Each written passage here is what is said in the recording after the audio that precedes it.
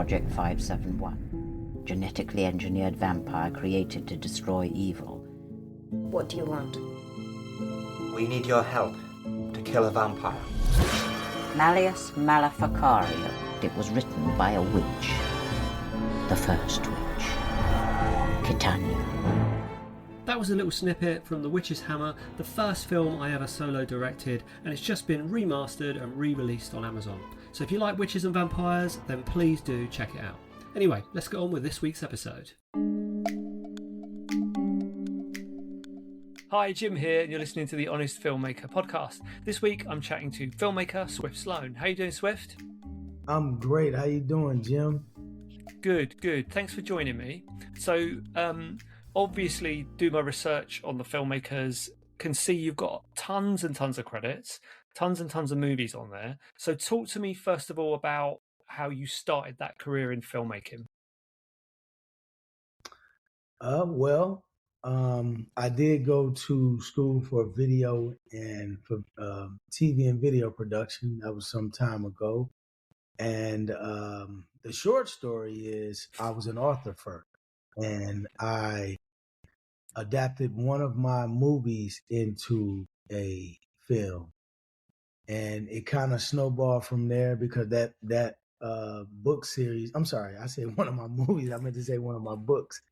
Yeah. And it snowballed from there because that book, Jim, it was my series Circumstances. It was the book. It was a part of the book series called the Motivation the series, which is a bunch of fictional novels. I had 3 installments to that, and we ended up turning all 3 of those into a film series, and then we added another one, Circumstances 4. So that is what kind of led me into the film industry. Right. And when you did that, I'm trying to look back at your IMDb about timings. Was the first thing you made, did that go straight, was that self-distribution straight away, or were you releasing that through a regular distributor? Well, initially, I was going through another distributor. I was going through a distributor. You have to have some form of distribution in the independent space when you're dealing with these places like Tubi and Apple and Prime, all of those places. So, initially that was the path, to go through traditional distribution models. Right. So the reason I asked that is because, so I'm looking at the amount of stuff you've made. It's quite impressive. Is there a particular genre that you tend to stick to? Well, particularly, Jim, drama. That's one of my main genres. And, obviously, there's different forms of drama. You have, romance dramas, crime dramas, drama thrillers, different dramas.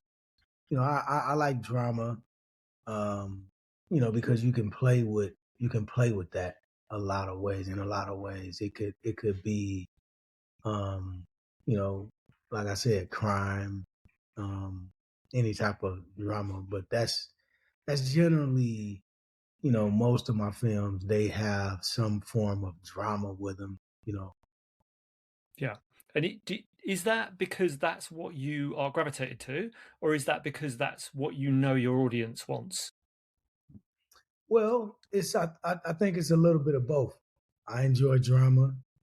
I enjoy watching a good drama film, and my audience, they happen to love our drama films as well. Cool. And then I noticed you've got quite a few. So you've got some TV series, and you've also got sequels, which is something I've never gone into myself.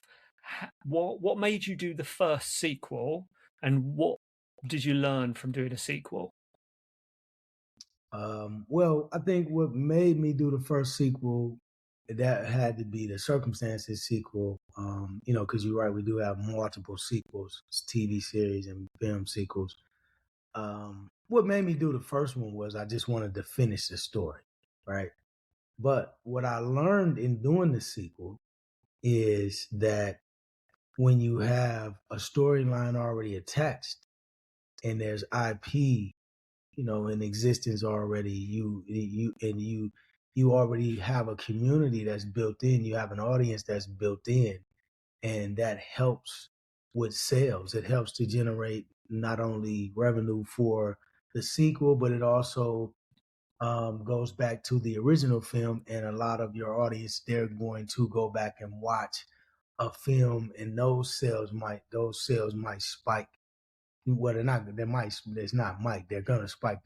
Those sales are gonna go up because you're gonna have a lot of people who they want to refamiliarize themselves with that film, or there's gonna be a new audience that hasn't seen the first or the second installment, so they gotta go back and get themselves acclimated to the entire journey.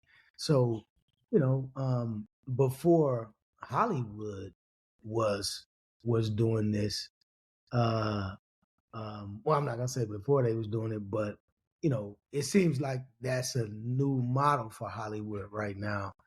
Um, given the things that's going on out there and how unpredictable that industry is, um, that's something that I also discovered that, it is it's a tool that you can use when you choose to do sequels, because, it will help, um, it'll help your catalog to continue to generate revenue.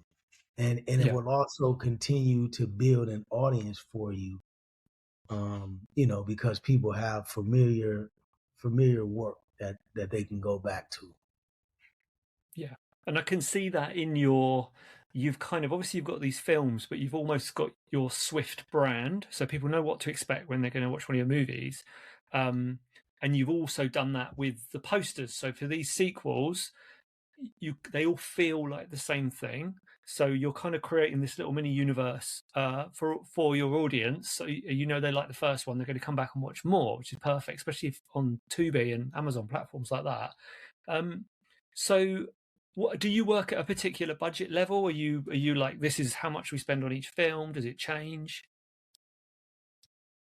Well, our budgets have varied from project to project. I don't necessarily say that, okay, this particular genre of not genre, but this particular franchise, this is the budget that I want. But we have a formula that we use that is important for me to stick to,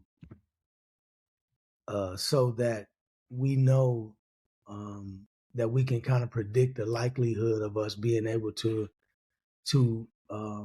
get the money back. The return on the investment will come back, at a decent rate, based on how much we spend, so that way because you don't want to spend too much money on a film and it takes you too long to recoup, right? You want to be able to, for me, it's important for me to recoup that initial investment, within that first quarter or so. Yeah. Because you got to understand that these films, Jim, as more films are, excuse me, when you put this film out, whether it's on Tubi or Prime or Apple, or whatever, these streaming services are releasing new projects weekly. They have new projects coming out all the time. So it's like your project can get caught up in the canister and end up, all the way back down, where people can't find it if you're not promoting this project the proper way. And even when you're promoting it, you only have a certain window where you're gonna get the biggest bang for your buck. Now, that's not to say that the film won't continue to do well, because it can continue to do well, especially if it's a good story. We've had films that have done that, but but even in that, your views are going to take a dip. That's naturally, right? Because the older the title gets, the more the more that these services, these streaming services, is gonna go back into these canisters, and the more the audience, is just they're constantly looking for what's next. So for me to like I said, to answer your question, it's all about that first quarter. Our goal is to just go crazy with the marketing and do the best that we can to get that return. Yeah, which is funny, really, because that is kind of a Hollywood model, isn't it? Is you front load all your marketing because you need to get as many eyes on that film when it first comes out. And I suppose especially with the streaming model, if you get it on Tubi, you want as many people looking at it as possible, so it hits those best recommended lists, which means even more people see it. So you talked there about marketing promotion. What would be your tips for someone as to kind of market their movie and get as many eyes on it as possible?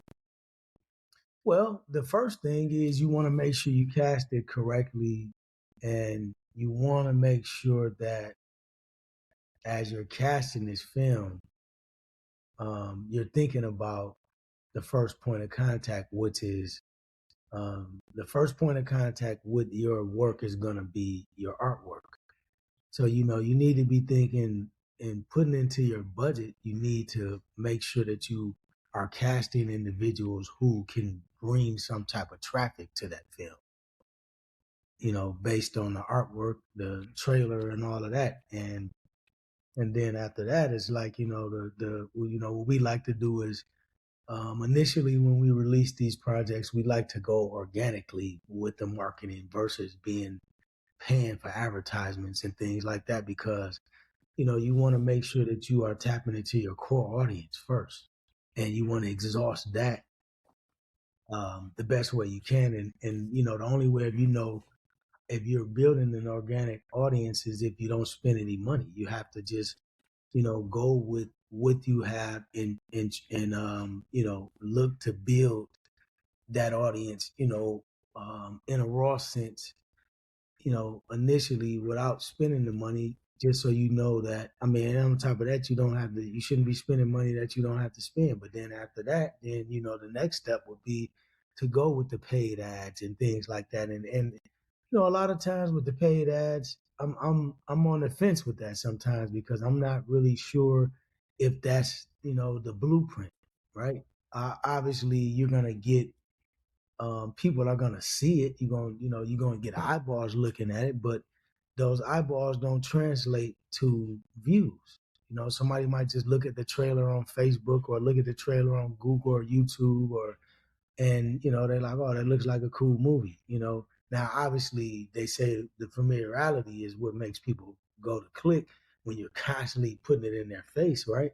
But that could be an expensive budget. And even with that, you're gambling. So with me, it's all about just driving organically with our audience. We have a huge following of people who enjoy our films. So I try to make sure that we get it out to that audience first, and then a lot of times they'll get it out, to other people as well. And also, you want the cast and the crew members and everybody to help you promote this film. And if you can do that successfully, then I mean, there's no reason why you shouldn't be able to see a return on your investment, because obviously it's not all about money. You're making films, you want to, you have to have a love for storytelling, but this is a business. So you can't continue to do business if you're not making money. Yeah, definitely, definitely. So talking about your sales and distribution at the moment. So are you with a distributor, or are you going Film Hub? Are you Indie Rights? How do you get your films out at the moment? Well, I have my own distribution now, and it's called Core Exclusive Entertainment. So, just based on relationships that I was able to build, I've been able to create my own situation. And, don't get me wrong, a lot of those places are cool and whatnot, but, ultimately, it's just about you evolving the best way that you know how, right?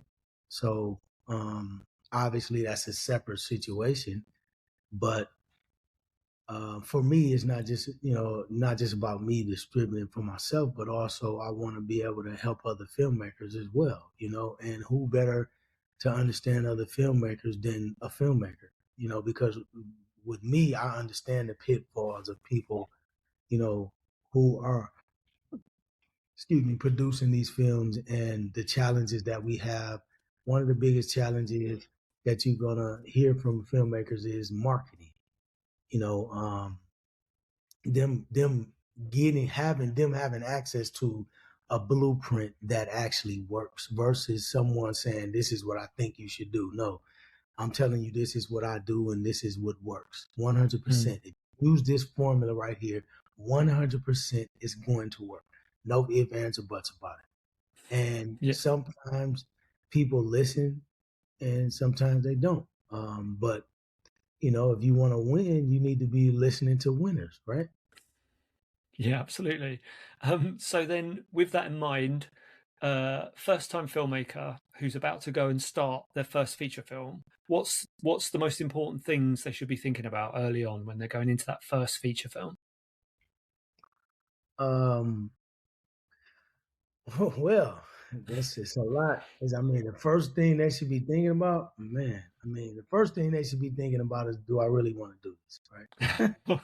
Because you got to understand that once you start that process, if you want to be successful, you got to finish it. That's why a lot of people, are stuck making these films and they saying that, oh, it took me 3 years to do this.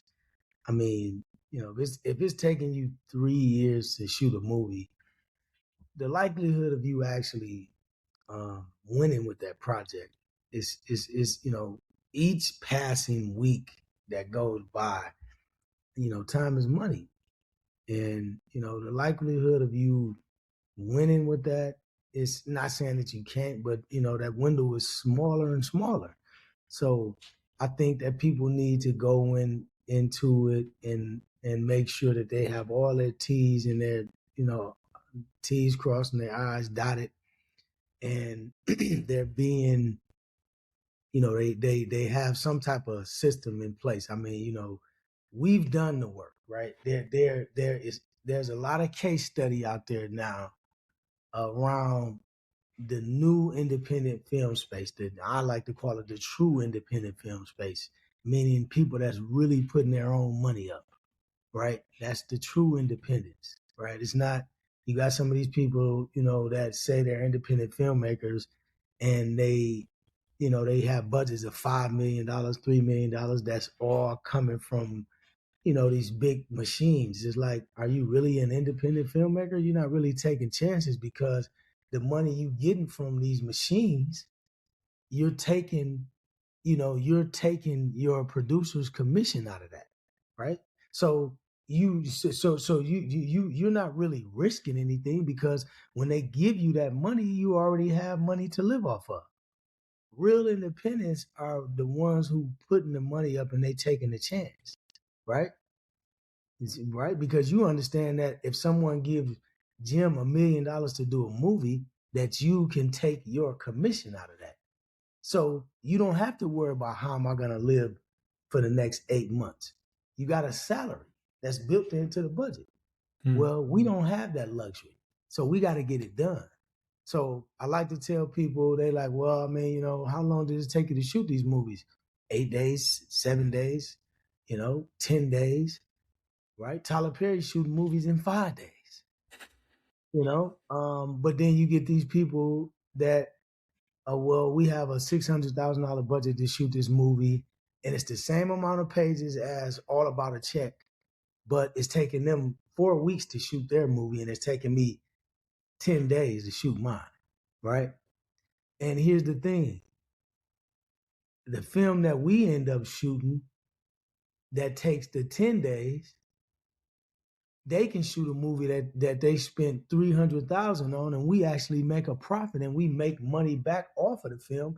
Our budget might have been $150,000. See, so the formula, so the form is going to go back to, once again, the formula. And a lot of these filmmakers, that have been around in the industry, they have a lot of archaic information that was working then. But this is the streaming world. I wouldn't advise anybody to go spend $300,000 on a film and you looking to distribute this independently. That's like you looking for a needle in a haystack. You understand what I'm saying? Yeah. I mean, do you understand how long it's going to take you to get that money back, Jim? It's going to take you forever, man. I mean, you're taking a gamble spending $120,000. But if you have a formula that's working, and I mean, I'm telling you, it's just, you have people out here, but listen, when you're using somebody else's money, this is the stuff that they don't tell you. When these people are using other people's money, they don't have no interest. Well, I'm not going to say they don't have any interest for the film to succeed, because they do, but they don't have any real skin in the game. So it's not like that this project has to win, right? Because I've already made my money off of it, and a lot of times in them types of deals, they don't get another dollar off of the movie until the investors make their money back and all this other stuff. So it's like a lot of them already know going into this, Jim, that I'll never see another penny off of this. So the money that I'm making off of this is going to be this 20% that I'm gonna make right in the beginning of this, right? So that's a whole nother game that they're playing versus me. We hustling for real over here. This is the real indie hustle. Yeah, who's that guy with that podcast? Call him and tell him to bring me on. We hustling for real over here with indie films. We taking real chances. No, seriously. We're taking real chances and we getting real results. Yeah. No, I agree. And I think the other thing that happens, I think, is when filmmakers go down this model of trying to get someone else's money, it can really slow down how quickly you can get your film made. And it can even prevent you making the film in the first place, because you can wait forever for somebody to come along with a checkbook and go, I'm going to pay for you to make a movie. It is I mean, I've done it myself. I've self-funded movies before. And obviously there is a side to that that's quite stressful. But like you say, it does add that level of urgency to make that money back. Yeah, every second of it's stressful, but yeah, when it's your own money, it's another level. So yeah, that's interesting. So then, listen, don't get me wrong, right? I'm not trying to say that it's not cool, or a person shouldn't aspire to use other people's money. That's absolutely great. Yes, yeah. If I had the right people that I actually wanted to work with, and they believed in what we were doing, which I have a lot of people that want to invest and give me money for films and whatnot, but some of these situations just didn't make sense, right? But if it makes sense, of course, who wants to keep using their own money? Who wants to do that? But to your point, when you're looking for someone else to fund your dream, because each movie is a dream, right? The film company, Swift Motion Pictures, is the big picture, it's the big goal, the big dream. But every time you make a film, that is a new dream that you are looking to realize. So, that's a lot to have on other people's shoulders, for them to believe that this little film that Jim wants to make is the one. This is the one that I need to invest $500,000 in. This little film that Jim says is going to work. But you want to know something? Generally, the people that have no problem with investing in those types of situations, there's a relationship involved, right, with the filmmaker, or the filmmaker has proven results.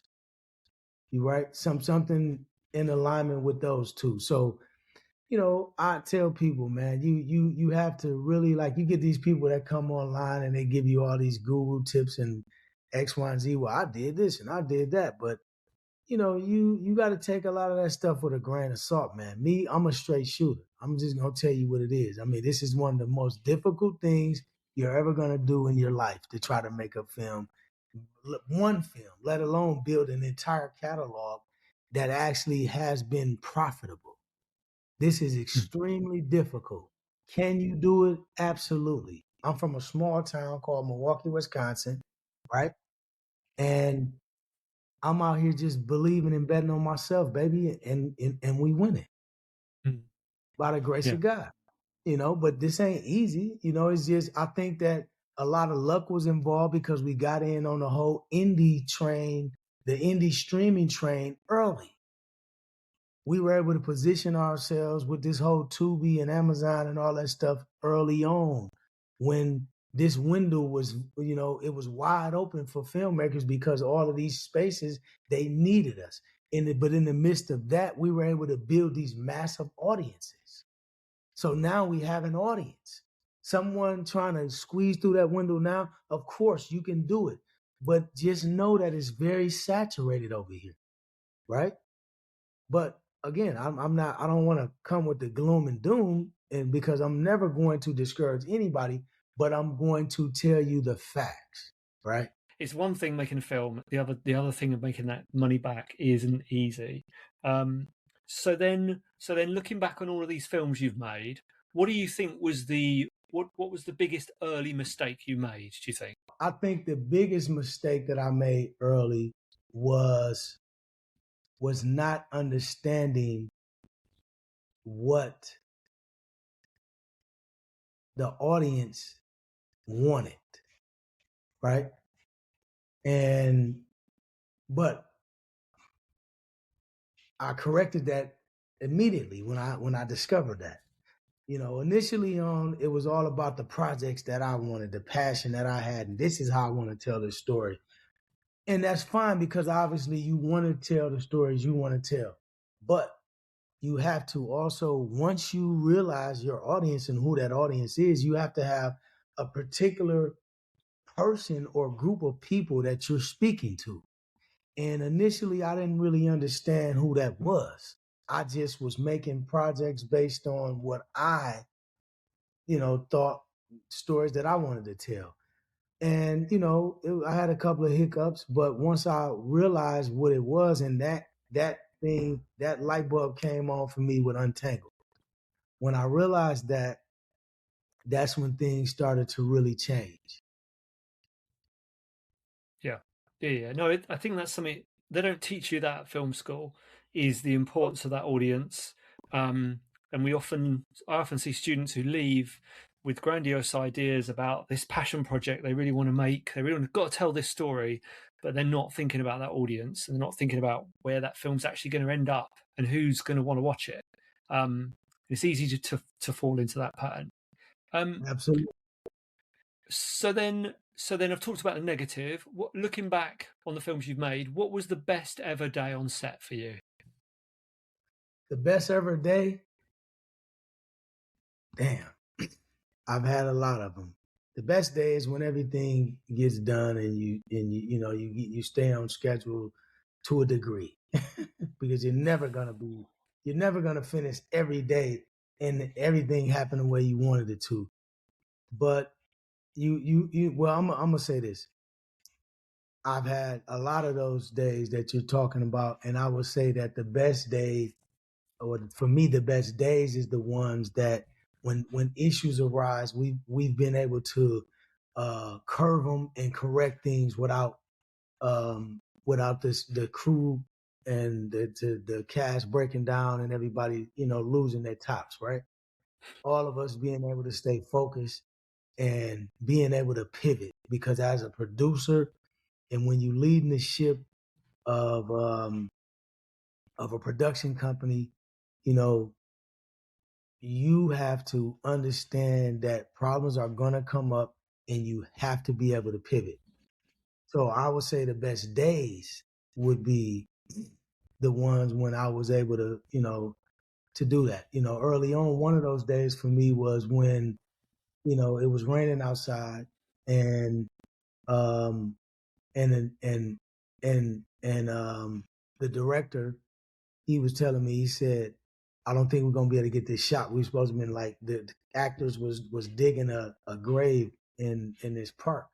And he was like, we're not gonna be able to get this shot because I can't take my cameras out there. We don't have any plastic or anything to put on them. So I sit there and I'm looking at this and I'm like, there's no way we're not getting this shot. What are you talking about? We have to get this, you know? And he's like, well, how are we gonna do it? I said, okay, well, drive the car over here. Drive onto the grass. I said, we went and got some plastic bags, put them on the lenses, and I said, instead of you being out of the vehicle, just sit in the vehicle and shoot from inside of here. Put a different lens on there, and we just gonna have to come and shoot this from a different angle, you know, because you know as well as I do, you know, that might make sense for the director, but for the producer, what do you mean we can't do something? Not it's in the budget. We have to do this because this is a major. Now, don't get me wrong. There's certain things with the films that, you know, when you're pivoting, you can compromise. But that particular scene was something that we had to have. So, you know, I had to make an OG call on that and tell him absolutely not. That's not, you know. And later on, I'm gonna tell you. Later on, he told me. He said he was like, man, you know, he's like, I really like what you did. He said, man, you know, you thought and you know you was quick on your feet with that. He was like, and that was a good decision, and it actually came out well. And I said, well, that's what you have, you know, people wearing different hats for. You know, it's just you because you know as well as I do when you're on set, everybody has a job to do, and everybody wants the production to be centered around their job. You know what I'm saying? You know, the cinematographer, he wants everything to be cozy and the lights and the sun and the weather and all of that. And the you know, the producers, they want everything to flow smoothly just to stay in budget. And the director wants to have every chance he can to get another shot. He wants another shot. The director just wants another shot. I want another shot. Let me get this angle. Let me get that angle. Well, that don't make sense from a producer standpoint because every time you break the cameras down and go shoot from this angle, that's time. And we both know what that equals to. What does that equal to? Time's money. You know what I'm saying? So, but you know, it's all about everybody understanding that we all have a job to do, and we hire professionals to do their job.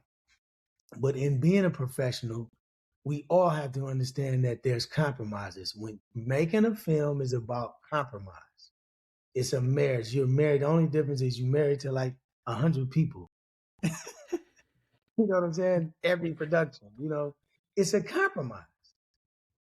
Yeah, absolutely. And also, like you were saying about those, I've had a few of those sticky situations, and oftentimes a creative solution will arise, like you said with the car, and you might even end up with something better than you thought you were going to get because you've had to adapt and you've had to pivot. And the other part of that, I think, is, like you say, everyone's got their job to do, but listen to those other people because somebody else might have that idea that's going to save the day.